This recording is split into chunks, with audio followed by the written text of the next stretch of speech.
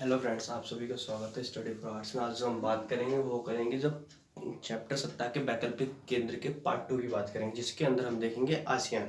ठीक है, तो चलो आगे बढ़ते हैं। सबसे पहले अगर आप हमारे चैनल पर या फिर पेज पर नए हैं तो आप हमारे चैनल और पेज को लाइक सब्सक्राइब जरूर करें। हमारा पेज स्टडी फॉर आर्ट्स हो। ठीक है, तो चलो बढ़ते हैं आसियान की तरफ। आसियान बेसिकली है क्या? आसियान जो बेसिकली मुख्यतः है वो एक राष्ट्रों का संघ है, जिसका पूरा नाम है एसोसिएशन ऑफ साउथ ईस्ट एशियाई नेशन, यानी कि दक्षिण पूर्वी एशियाई राष्ट्रों का संघ।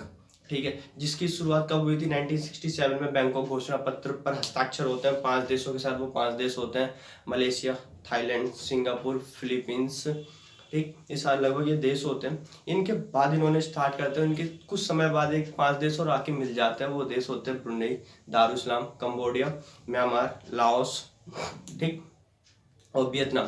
ये जो 5 देश होते हैं, ये मिलने के बाद ना ये पूरे एक संगठन के रूप में बन जाते हैं। इसकी सबसे बड़ी खासियत ये है कि इसके ना इन्होंने अपना जो एरिया था वो दक्षिण पूर्वी एशियाई देशों के साथ उन्होंने क्या करा, इसको एक क्षेत्रीय मंच के रूप में स्थापना दे दी। यानी क्षेत्रीय मंच के रूप में बोला कि हम एक क्षेत्रीय मंच है, हम अपने जो भी यहाँ के देश हैं उनको एक मौका दे रहे हैं ऊपर आके करने का।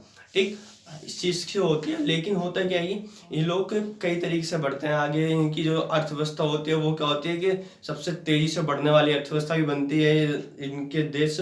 और जो इनके मुख्यतः रूप से जो दिखा हुआ है सदस्य देश है, हम अब इनके उद्देश्य की बात करें तो इनका उद्देश्य जो ऑब्जेक्ट है वो क्या है, क्या जो इलाका है वो शांतिपूर्ण बनाए रखना, शांति बनाए रखना किसी भी तरीके से। ठीक, देन उसके बाद जो बात करते हैं वो ये कहते हैं कि हम उन सारे कानूनी तरीकों को मानते हैं जो संयुक्त राष्ट्र संघ ने तय किए हुए हैं, यानी कि वो संयुक्त राष्ट्र संघ के अनुसार चलने को तैयार होते हैं और बात करते हैं। ठीक, दूसरी चीज ये लोग है क्या, इनका उद्देश्य जो है क्या, वो अपनी आर्थिक स्थिति को बढ़ाना, अपनी आर्थिक स्थिति को मजबूत करना।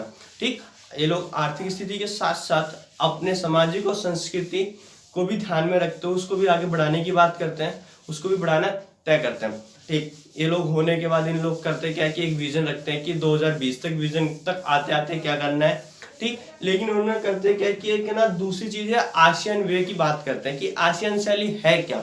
आसियान शैली मुख्यतः जो बात होती है वो होती है अनौपचारिक टकराव रहित सहयोगात्मक मेल मिलाप, यानी कि अनऑफिशियली बात होती है कि कभी भी अनऑफिशियल मिल लो, कॉपरेशन होना चाहिए, कॉपरेशन के साथ साथ कोई भी विवाद नहीं होना चाहिए, टकराव रहित होना चाहिए कि कॉन्फ्लिक्ट नहीं हो किसी के बीच में और बातचीत होती है। इसी को आसियान शैली के नाम से जाना जाता है। ठीक, दूसरी चीज इन्होंने क्या करा कि 2003 तक आते आते इन्होंने पिलर्स बना दिए। हाँ, पिलर्स का मतलब उन्होंने काम बांट दिया कि कौन से डिपार्टमेंट का क्या काम होगा। जैसे कि जो है कि वो आसियान स्तंभ 2003 में बनते हैं, 3+ के रूप में देते हैं। कहीं ना कहीं जब 3+ को निकालता है ना तो कहीं ना कहीं ये किस तरीके की ओर चले जाते हैं, यूरोपीय संघ की ओर चले जाते हैं, यूरोपीय संघ की बनावट की ओर चले जाते हैं।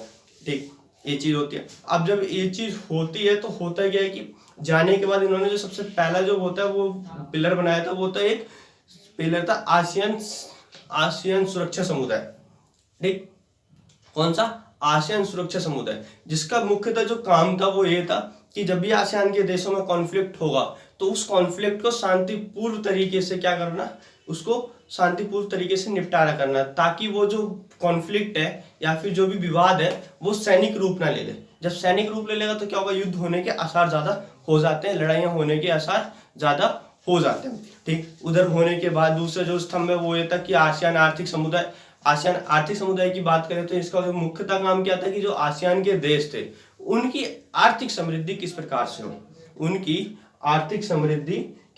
से हो, उस हिसाब से ये काम करने की बात करते हैं। जो तीसरा पिलर है वो है आसियान सामाजिक और सांस्कृतिक समुदाय, यानी कि जो इनका उद्देश्य था तीसरा वाला, आर्थिक, सामाजिक और सांस्कृतिक समुदाय। इसके अंदर इन लोगों का कहना था कि हम अपनी संस्कृति और समाज को सही तरीके से रखेंगे और संस्कृति का उत्थान करेंगे, यानी कि अपनी संस्कृति को बढ़ावा देंगे, पूरे विश्व के अंदर इसे फैलाने की बात करते हैं। ठीक, ये था। इसके बाद अगर हम इसकी बात करें तो भारत कई सारे आसियान के देशों के साथ क्या करता है, तो व्यापार करता है। जैसे कि थाईलैंड और सिंगापुर हो गया, भारत के कई सारे टूरिज्म सेक्टर्स के लिए लोग होते हैं, व्यापार करते हैं। ठीक, दूसरी उस चीज के बाद की लोकिस्ट नीति, एक्टिस्ट नीति के भी हम इसको फॉलो करते हैं, एक्टिस्ट नीति के साथ भी रहते हैं। धन्यवाद। अगर आपको हमारा वीडियो पसंद आया तो आप हमारे चैनल को लाइक करें, सब्सक्राइब करें और रिएक्ट जरूर करें।